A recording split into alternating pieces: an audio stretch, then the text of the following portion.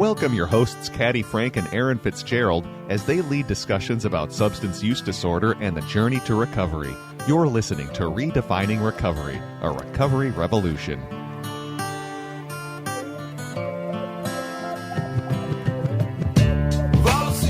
Well, here we are on a beautiful day in a beautiful life of recovery at Redefining Recovery, a recovery revolution. Who is this marvelous human across from me? Who, me? Yeah, you. I'm Erin Fitzgerald. And I would be Caddy Frank. Yes, Thank you you for are. being here. Miss Erin, would you please thank the folks that need to be thanked? I'd be happy to thank them.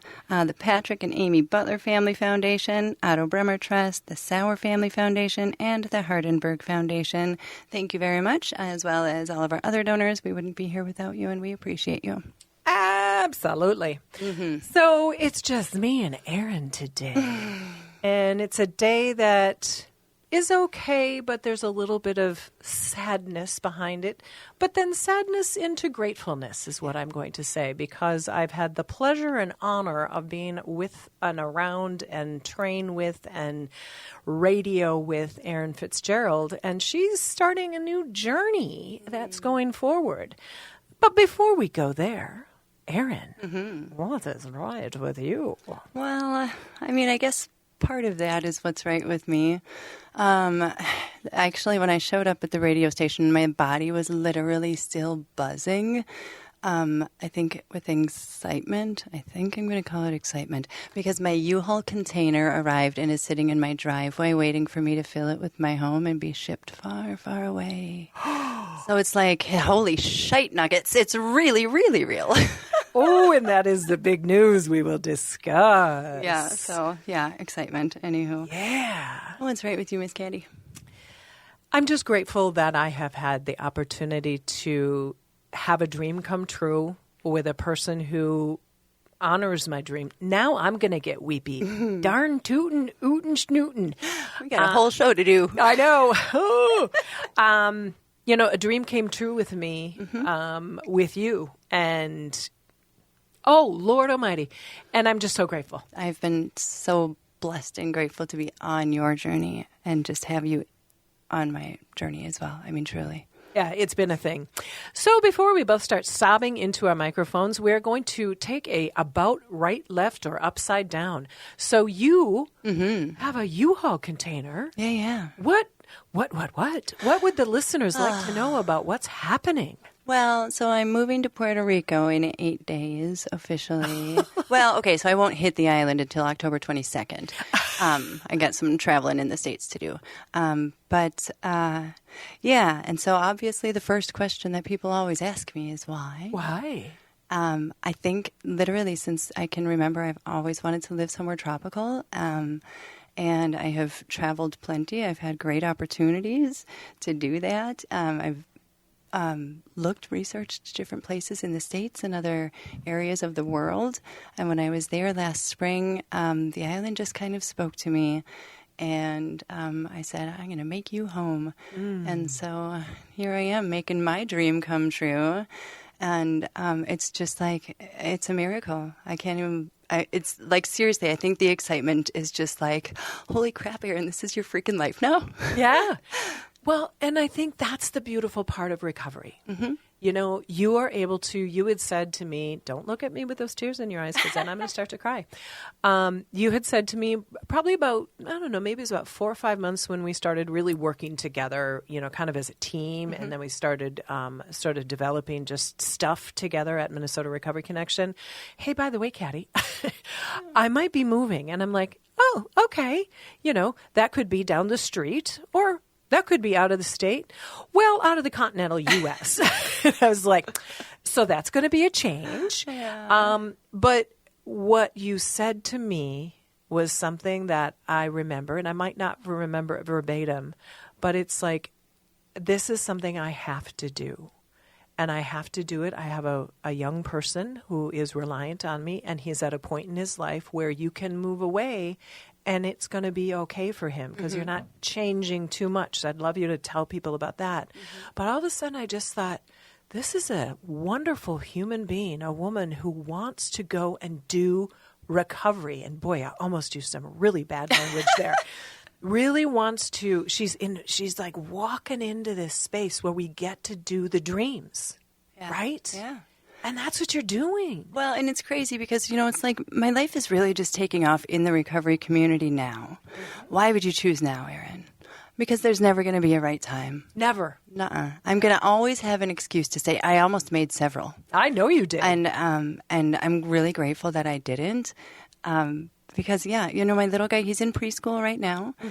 He just does his little half days. And so he's going to miss a couple weeks of preschool. And then he'll get in the swing of a different kind of a preschool where he's young enough. And it won't be as dramatic. I'm not going to separate him from lifelong friends and, something like this. I don't know. He's just so easy breezy. And he wants to be a surfing dude. And he's so cool.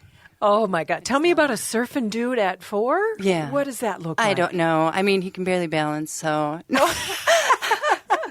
He's so cute at Caddy. He's so sweet. He really does want to surf, but he's been in OT this summer, and PT, to help with his balance in general. Okay. So surfing will be a challenge for us, but we'll get there one day. It might be the ultimate challenge. I think it'll be truly. great. Yeah. I mean, it sounds amazing.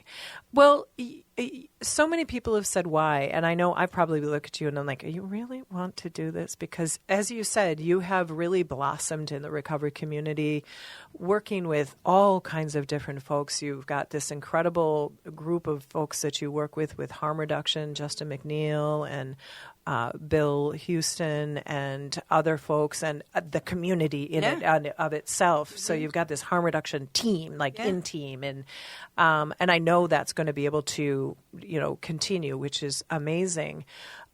So there's the why, but then I'm curious, you're going to leave some friends, you're going to leave some family. How is that feeling? Because that's kind of holds us together in our recovery community. So what have you developed to sort of support that? Because that would be maybe a question that somebody who's, in recovery, why would she leave her system behind? Well, I tell you what, I'm like this introverted extrovert. Yes, I know that. I'm really good at meeting people and having community, but I also really, really like to be alone. Or, just like me and my little fella or whatever. Right. And so I don't have a problem with not having folks physically near me. Okay. And when I was on the island, I actually met several people. I know you did.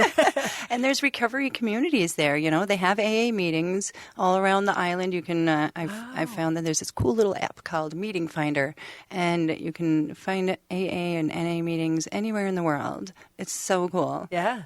So I can find meetings to connect with people just to, start that I'm initial. part of the recovery community. Yeah. And even since the first day that I thought about doing this, holy, has everything changed from my original thought and idea and want and need, really.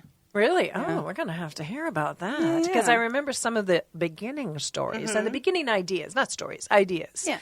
Well, and I think, to sort of follow along on this journey in life, and it's about recovery, but it's also that journey, and we all have our journeys, and we have our journeys with people, and we have places and spaces, and you've got adult children as well, and they now get to experience this new mom and this new adventure that you're on. And I think for anybody listening, whether you're in the recovery world or you're in your own life, we have these conversations we've had with other people, there's these phases that we go through, and we walk through a new door and we're like, oh, look at those flowers and butterflies and unicorns. And it's like, I didn't know that was on the other side of that door, right? Yeah. And that's what you get to walk into. And I want to hear about the original thoughts when we come back from break. And then what are the recent thoughts? And we're just going to continue this conversation. And Erin and I have been together for a while, and we've done a lot of different things together. So I want to maybe just recap some of our journeys together, doing recovery coach academies and students that we've encountered. Well, I literally wouldn't be here if it wasn't for you, Caddy. Oh, well, gosh, golly, jeepers.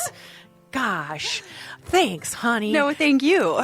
So when we come back from break, we're just going to continue this abundance of love, is that's what we have. So thank you for listening to Redefining Recovery, a Recovery Revolution. We will be back. Store begging for your change. The hair on woman's face is dirty dreadlocked in for the man.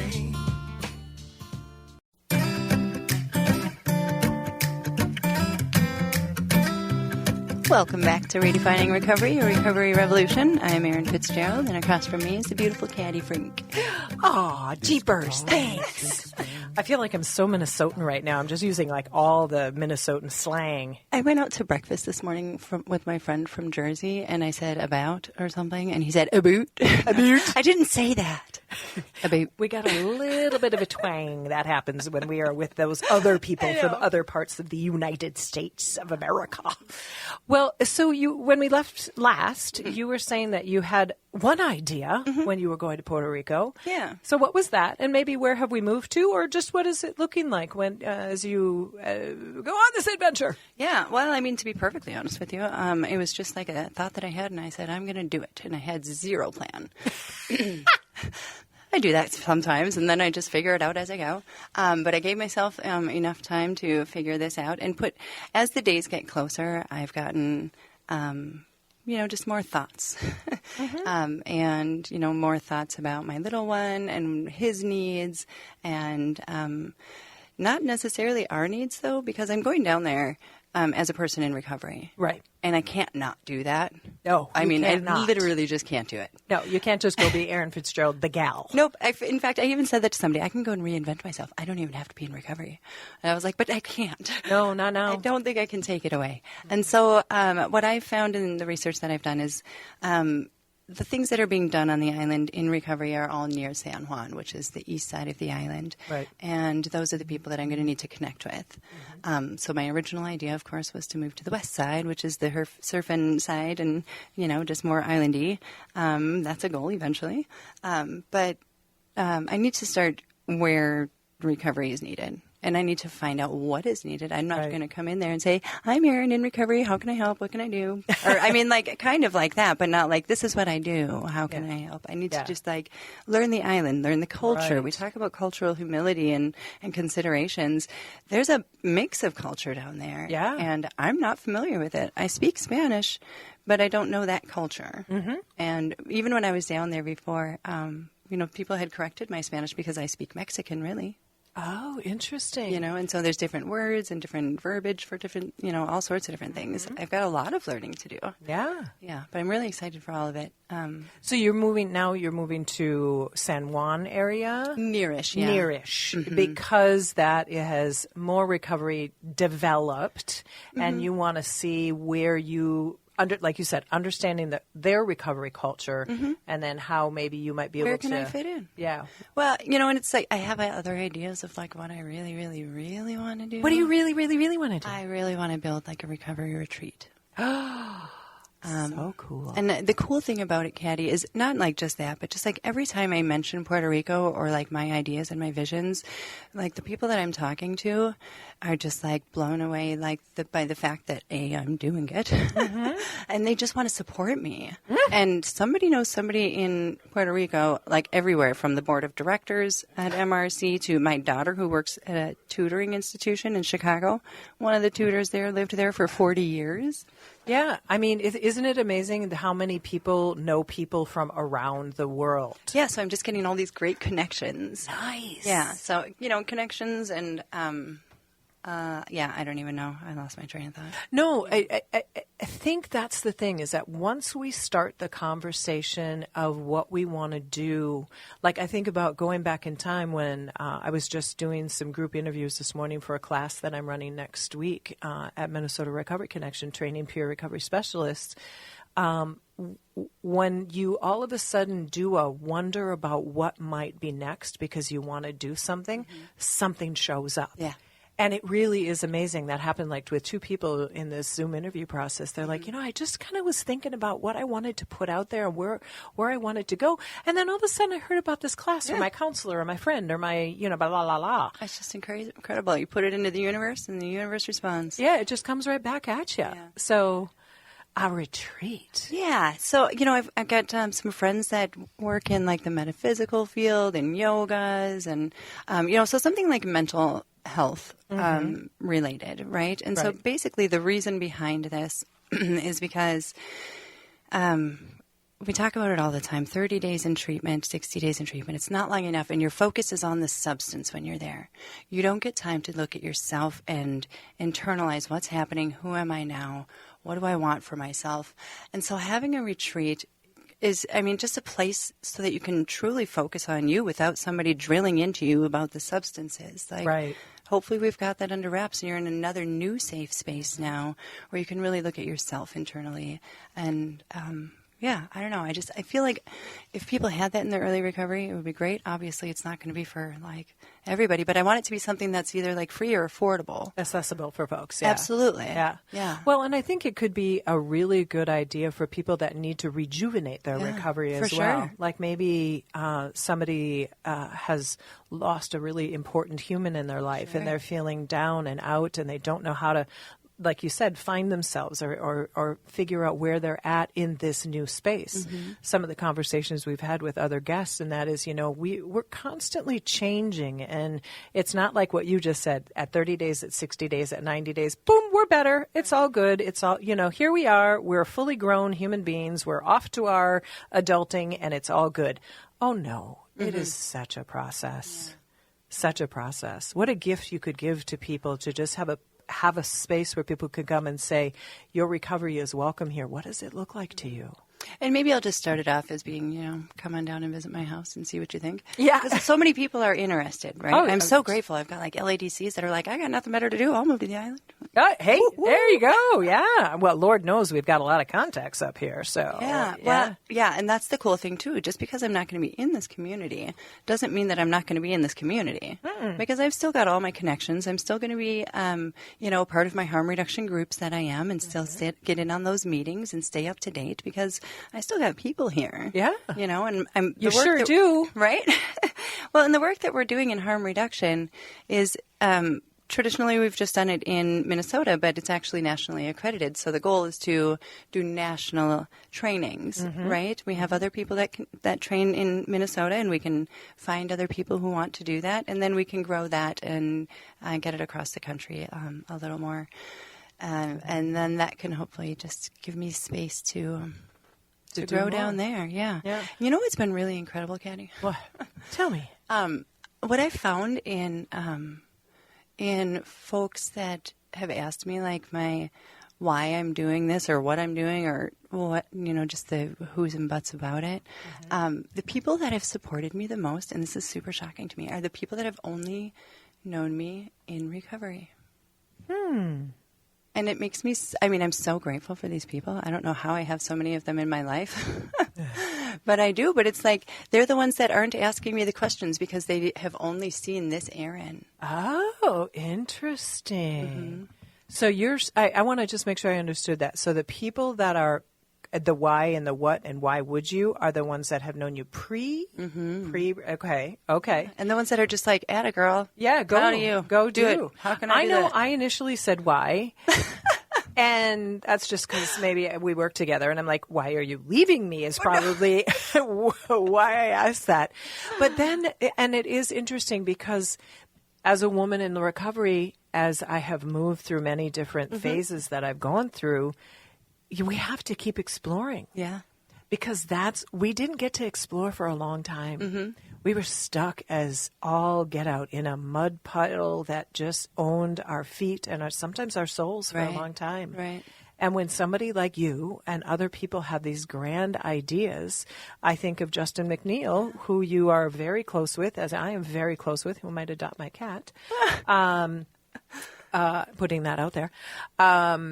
He needed to make this move to go to this next level.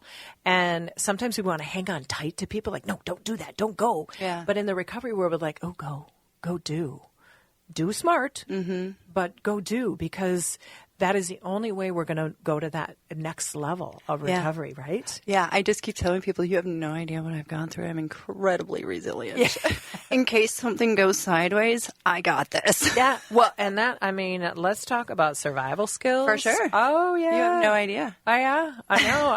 I think. You might have an idea. Yeah. Some people don't, but that's the truth of it is I have no fear in that aspect because I've been through the ringer a couple of times, and I feel like I don't have fear in that area. Well, and I think it's absolutely commendable, and I think that's another message for those of us who are in recovery, those of us who are working with people, family members. Just a lot of people in recovery can be broken, but we've also survived a lot. Oh, yeah. And we have a skill set that you don't even know what it is. You don't even want to know. And that's okay, because maybe we can help you on a journey that you're going through. So don't count us out because we had this experience of substance use disorder and the disease of addiction. Actually count us in. Yeah. Because you know what? We probably got a few tricks and tips that we could give you, right? Yeah, that's just what I was thinking. You know what? Like, for those of you who do have somebody in your life who is in recovery and maybe they're going to try and do new things, and you and them, let that person, like, don't focus on who they were. Let's focus on what they've been doing and how far they've come and who they have now. What kind of supports do they have? Yeah. And all that jazz, instead of like should you really do you that? sure? Yeah, are you sure? And I because we don't want to limit people's own dreams and aspirations. That's why, again, we go back to Miss Erin. When she came to me, she says, and oh, by the way, I might be moving out of the country. And I'm like, huh? Giving her a funny look. And I'm like, wow, she's got some stuff going on here. I don't think I could do that at this. What does that look like? You had mentioned my adult children. I have a daughter who lives in Chicago. So I get to go, and I think I said Chicago. So I get to go and visit her for a couple of days. And I'm very excited to do that. The last time I visited her, I realized we didn't take any pictures together. And I'm like, what? Am I mental? Come on. What happened to me there? I know. Just so like I have to go back Memory and get pictures. a couple of memory, just some, yeah. Well, and she didn't get to see Sean the last time, so she'll get to say goodbye to her brother. Of course, we'll probably see her at Christmas time, so it's not like forever. It's just it's just further than, because we've lived separately for 7 years now since she's been in college. Okay. And now she's been in Chicago for nearly 3 years. Chicago for 3 years, and so we've been, apart, but this is a bigger apart, and she's like my little best friend. She's my baby girl. I love her, so it's going to be different, but it'll be good. And then my father moved to California about a year, faux moved in her, and now he has a home. And so we get to go and visit them for a short while and visit my brother. I have 2 brothers actually in California that I can say goodbyes to, and then we'll hit the Big Island, not the Big Island. You'll hit an island and just figure out life. Yeah. Nice, doing some connecting with people, and again, on the journey of all of this, sometimes the relationships between people get a little bit, messed up or misunderstood. And I know, you've got we all have different relationships with people, but when we can get together and just say, hey, just honor me on this journey that I'm on, because I'm good. I'm good. And so to the point you had made, and that is, let us, people who are in recovery that might have had missteps in the past, we're okay. We're okay. And we might not be okay all the time, but are you? Yeah. Okay all the time? Right. Probably not. Yeah, exactly. I see that mustard stain on your shirt. Yeah. So it isn't always peaches and cream all the time, but it's about meeting people where they're at, understanding them as best you can, loving them unconditionally. Because if we throw a condition on somebody, then what we do is we limit our ability to care about them, but they also limit their ability to care about themselves, because it's like you're being held to somebody else's standard.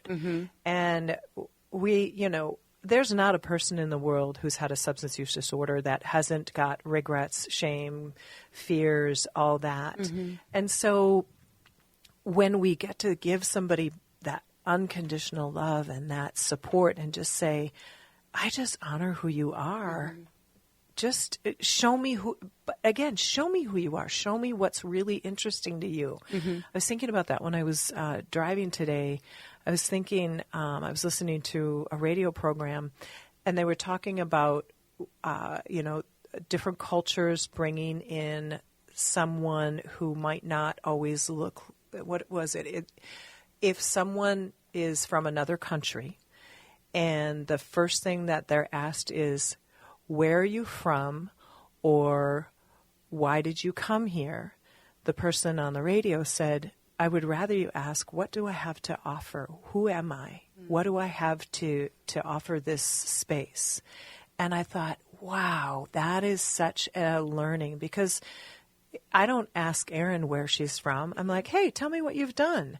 But if we look at somebody and we see them through the eyes of either color or language or differences, and we only ask about the differences, that's going to possibly only point out that. Where are the commonalities? Yes. Can I tell you about a conversation I had at, I work part-time at a restaurant every now and then, and I had a table last week, and they were speaking a language I didn't know, and I thought maybe I could figure it out, and I was pretty spot on, actually. I said, where are you folks from? Because I had an idea when I went up to the table, after they started speaking, like they're from Ukraine. When I walked up to the table and I heard them speaking in another language, I assumed that when somebody was having difficulty speaking English, that they were going to turn to the younger children to translate. But rather than that, they turned to the grandparents that were at the end of the table. And I just thought, oh, that's interesting. And so I asked, you're here from Ukraine. How long have you been here? And the grandparents had been living in Minnesota for 23 years, which is why they speak English so well. And the other 6 people have recently moved because of what's going on over there. Yeah. So they're new to this country. Yeah. And so I just got to have a really nice conversation with them about, culture, and I hope that they're being received well here and all this good stuff. It was really great. Wow. Yeah. Well, it's interesting. There's a woman in my neighborhood who did some crowdsourcing for a Ukrainian family and brought them and got 6 months of rent paid and all that kind of stuff. And what we got to look at is, like, we all are immigrants here. Yeah. Every single one of us, with the exception of the Native Americans. For sure. They're here a long time before we were. Yeah. I ain't talking politics. I'm just talking about the real stuff here, folks. Mm-hmm. So, and that also plays into what the world that we live in, and that is, we all have an origin of what happened, who we grew up to be. We had circumstances, like those people from Ukraine had a circumstance happen to them, and they had to reinvent their lives. They had to come to a new space, hook up with family or maybe a new community to begin to evolve. It's the same thing with so many different circumstances. So when you're talking about the recovery community, it's like, we all have a past. We all have events that took place. Sometimes those events are a little bit more dramatic than others. Yeah. And then we can become new. We can breathe. We can move. We can change. We can re-identify with whatever that identity is and become whole. I like when you just said re-identify. That's what I'm about to be doing. Yeah, you are. Whoop, whoop. Yeah. I forgot to mention that my son, who is also does not live in Minnesota, which is also why people are like, why are you leaving? I'm like, I don't have people. Like, my children are gone here. He lives in Mexico right now. So he's going to come visit me in California, too. Oh, really? Oh, so he's down in Mexico because he was mid-states. No, he's in Chicago. I don't know where. He's been all around. All over the place, that fella. That's really I'm cool. really excited to see him, too. Yeah. So he's coming to California to visit you while you're visiting Pops. Nice. Yeah, I haven't seen him since Christmas, so that'll be good. Okay. So your experience at Minnesota Recovery Connection started as a volunteer, and then it moved to all kinds of different things. And it's been an evolution, a lot of different phases that have been gone through. And so many things that I can't believe I said yes to. Oh, tell us some of those things, because, that's really interesting for people to understand that we are afraid sometimes, very afraid. Oh, man. I mean, I used to just be afraid to let people look at me in the eyes. You know what I mean? As I'm staring at her. Well, yeah. It doesn't bother me nearly as much anymore. But you know what I mean? Because, I mean, there were lies, and I was a manipulative person, and, I did these things, and can you see that I'm not that person anymore? I was doing that for survival. Yep. That was part of I don't want to be seen, actually. Yeah, absolutely. Yeah. Yep. And so now I'm not that person, and that's kind of what I was getting at, too. Like, with those people that are supporting me now, they've never known that person. No. They've only known this Erin, who has just since they've met me, continued to grow. I would not have had any of these opportunities, literally, had my therapist not said, become a peer recovery specialist and go to Minnesota Recovery Connection for that training. I mean, yeah, truly. I mean, even just sitting at that desk as I wasn't new to recovery, but new to the recovery community. And sitting back there and wanting to ask all these questions. And thankfully, you came and sat on the couch next to me a couple of times and let me talk your ear off and ask all these questions. And yeah, truly, I wouldn't have these opportunities without MRC.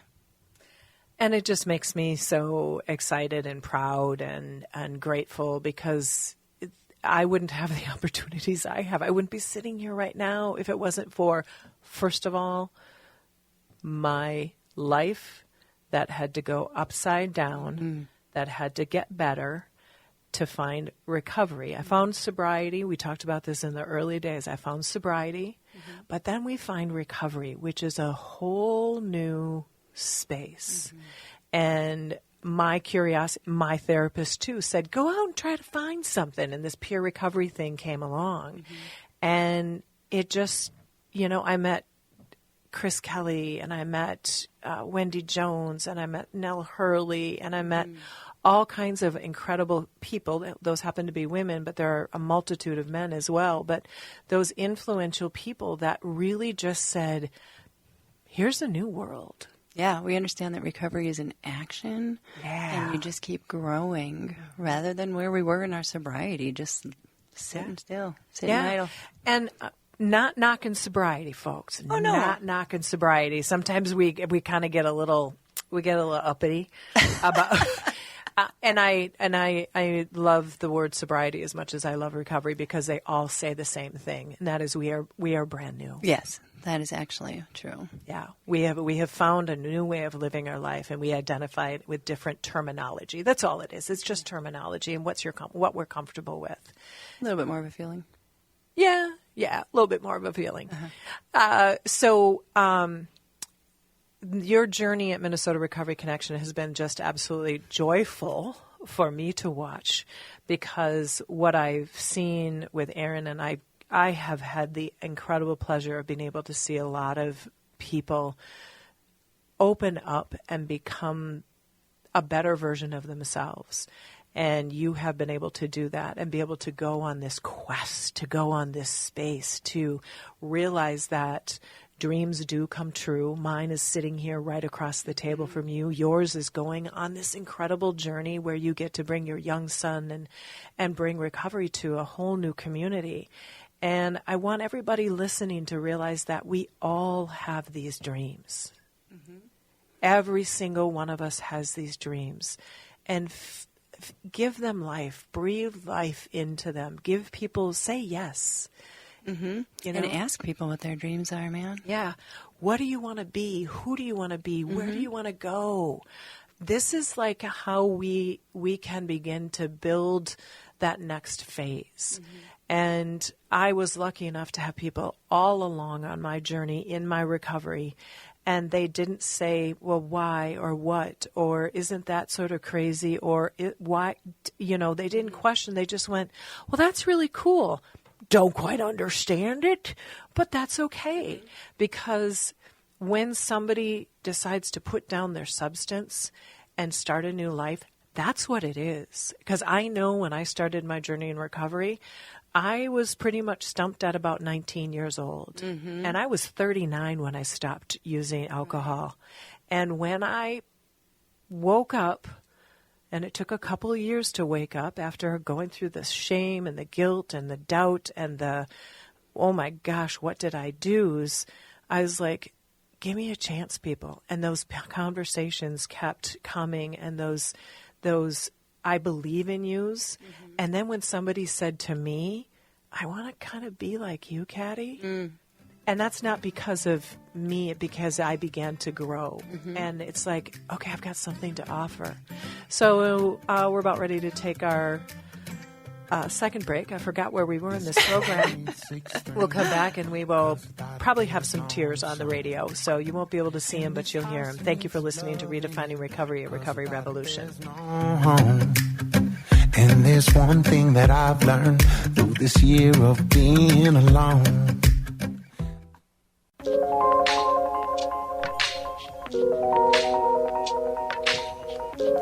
Welcome back to Redefining Recovery, a recovery revolution. I am Erin Fitzgerald, and across from me is the beautiful Caddy Frank. And we are just having a fun conversation about my final co-hosting obligation on the show. No, I said last. Last. Not not last. Final. Oh, it's my last co-host, not final show. At least at this point, probably. I mean, we'll find out. You know? It would be cool to come back from afar. You know, like once I get down there and get settled and just like check in. We want to hear what's going on. Yeah. You know? I would love to do that. Yeah. We know we can do the computer. StreamYard, yeah. StreamYard, yeah. All those technical skills. What are you going to do without me, Caddy? I need to figure that out, my friend. You're the brains, I'm the brawn. Oh, well, I would say. Or is it other way around? We're both really, really, really awesome is what we are. And, pulling this out and making this happen, a dream I had, and the person who could figure out how to figure it out across from me, Erin. And we both have ideas. We both have strong determination. We both have the want and the will, but sometimes we need one another to figure it out. And mostly I need Erin because Erin is, you've just always been such an incredible support for everything I've ever done, but this particularly. And I know one of the things that I wanted to mention, and that is you kind of stepped into training with me with sort of like a little bit of like, what? Of a heck no. Heck no. Yeah. Again, talked about it, 27 shows ago. Yeah. Erin told me earlier, we got 28 shows. Maybe this is 29 or 30. I don't know what it is. Anyway, got quite a few in the background. And because we allow one another to grow and expand and also maybe prod and push a little to help people see what they're able to do, because that's what people did to me. Mm-hmm. So it's what people said to me when Chris Kelly said, hey, by the way, you're taking over the class for peer recovery services to do at Minnesota Recovery Connection. You're going to train the RCI. I went, what? Mm-hmm. Yeah. And then I said to Erin at one point in the changing of the guards of Minnesota Recovery, hey, Erin, how do you want to come and train? And you said, I don't know what I said for sure, but it was something along the lines of no. No. Yeah. And look at what happened. But you know what? I think, and now that I look back on it, it's not, I think the reason why I said yes was because you obviously saw something in me. I did. And that was enough to spark something in me to say, give yourself a chance. Yep. Stop putting yourself down, because that's what I was so used to doing. Yeah. I can't do it. I'm not good enough. Yeah. And I took a chance on me because you took a chance on me. So hot dang it. Thank you. And that's what we do to people in recovery. Mm-hmm. We take a chance on people. And sometimes it works and sometimes it doesn't. For sure. And there's been a couple of not so much fails, but just thanks, but no thanks. Well, in so many different ways and spaces. Yeah. But not this one. This one worked out really well. Thanks for saying that. I really appreciate it. Well, what it did is it gave you the confidence then to move into the harm reduction world. Yeah.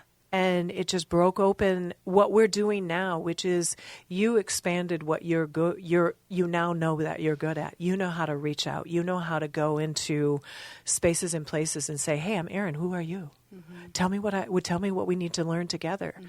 Tell me what I need to know about this, that, and the other thing." Mm-hmm. Yeah. It's so funny because I'm such an extrovert when I'm at work because I'm like on fire for recovery. And then I'm like, I go home and I'm like, doop. Or like in the real world, like I don't speak.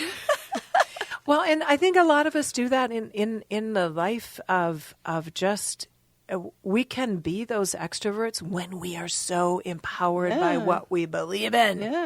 Yeah. I go home and sit on my couch and watch Netflix and watch Is It Cake?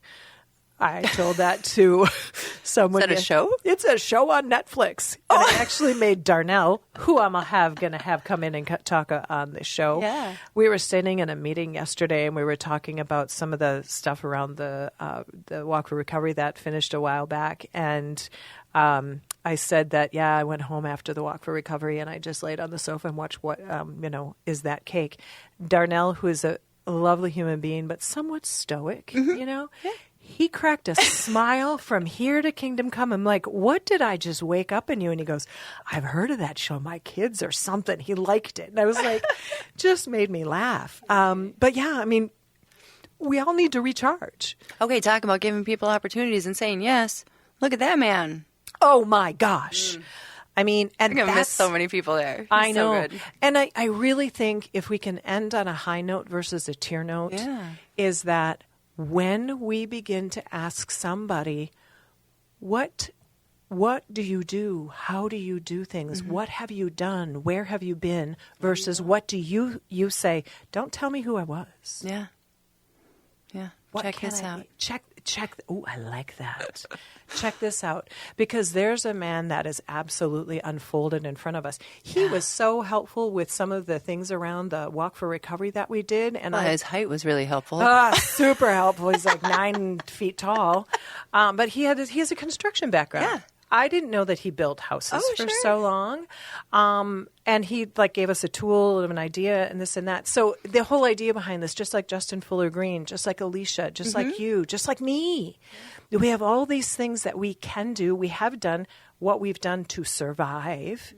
And it is all part of the incredible components of who we actually can become. And when we are given the opportunity to say, tell me more about you. And then we get to see dreams come true, man.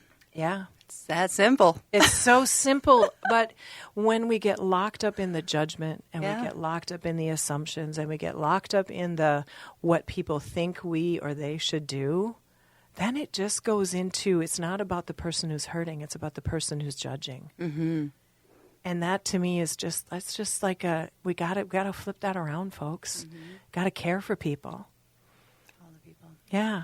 Tell me more about Erin and I don't know. I'm just looking at you in these eyes. I just want to. Well, you know what I got excited about this summer? What? When we were doing Pride and I was preparing to pack, and so I pulled out some art supplies and made some things for Pride. And that's when I remembered, I actually have an artistic side, and I love being crafty and like you, refurbishing old things and just bringing things back to life. And so that's truly something that I'm hoping to be able to find a way to do on the island as well.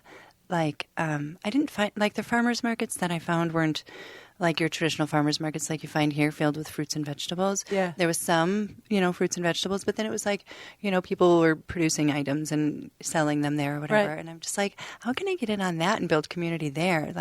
With that kind of community. Well, I think I remember you saying when you came back, you're they were building things out of shells, and you had a piece of furniture that somebody completely redid, and you got super excited about that. I'm like, tell me more. Yeah, I just love doing that stuff. I don't know.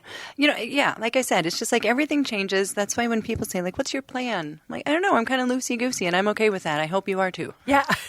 Or actually, please be okay with that, because I need your support. Yeah, right. And that's, there again, y'all think I just preach all the time about recovery, but it's because we support people outside of the recovery community all the time. We say, wow, you're great. You can go do that. Wow, you went to school. You can do that. Wow, you're this, that, and the other thing. But somebody who struggled with a substance use disorder and kind of went down in a space where they didn't even want to go, but they were the disease took them. We say, oh, can you? Or are you sure? Is that really what you should do? Do not hold anybody back. That's right. Because if we hold them back, then what we do is we're actually really kind of holding back what we believe in ourselves potentially. Yeah. So, Erin, I know I've been an influence on your life. Yeah. And guess what? You've been an influence on my life too. Zip it, she says. Zip it, she says. We're on the radio. I can't zip it. That doesn't work that way. So, as maybe not the last show, thank you for. See, now the tears are going to roll. Thank you for everything that you've been able to do for me. Because I wouldn't be sitting across the table if I didn't have the support from you. So thank you. I can't not cry right now. Okay. Stop. Caddy, yeah, I can't say thank you enough to you in particular. What an inspiration you have been to me. And there hasn't been anybody who has held me up as high as you have for no freaking reason at all. I know. You know what I mean? Like, you didn't know me, Nope, I but didn't. you did. I saw you. Thank you, man. Thank you so Thank very you. much. I adore you. And thank you to our listeners for allowing me to be a part of your space for the last several weeks. It's been a pleasure and an honor. And I'm really going to miss doing this a lot. It ain't over till it's over. Thank you ain't for over. listening to Redefining Recovery, a Recovery Revolution. Bye-bye. Bye.